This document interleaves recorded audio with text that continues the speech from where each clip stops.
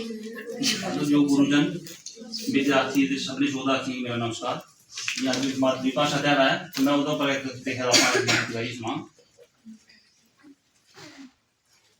और डुगर दे बासिया तू डोगरी गै बोल होए लिखी ताली रखनी और डुगर दे बासिया तू डोगरी गै बोल होए डुगर दे बासिया तू डोगरी गै बोल कने दे बच्चे सारे इस विच बोल डुगर दे बासिया तू डोगरी गै बोल होए डुगर दे बासिया तू डोगरी गै बोल इसे कन्ने उनी मड़ा तेरी पहचान है इसे कन्ने उनी मड़ा तेरी पहचान है कटे यानी पीछे पाए कुछ कुर्बान है कटे यानी पीछे पाए कुछ कुर्बान है मिठी जुबान साड़ी ये नहीं हो छोड़ मिठी जुबान साड़ी ये नहीं हो छोड़ डुगर दे बासिया तू डोगरी गै बोल होए डुगर दे बासिया तू डोगरी गै बोल कने दे प्रदेश सारे इस विच बोल डुगर दे बासिया तू डोगरी गै बोल होए डुगर दे बासिया तू डोगरी गै बोल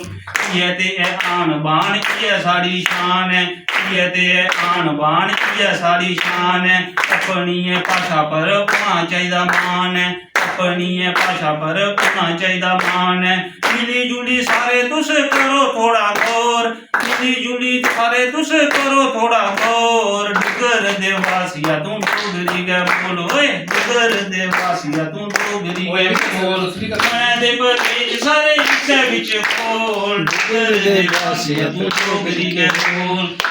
बच्चे सब ने ही बोलना सिखानी है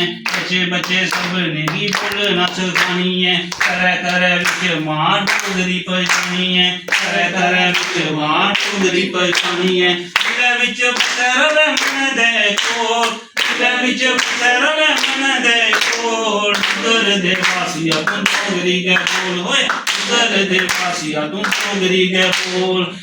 दे प्रदेश सारे इस विच बोल डुगर दे बासिया तू डोगरी गै बोल होए डुगर दे बासिया तू डोगरी गै बोल।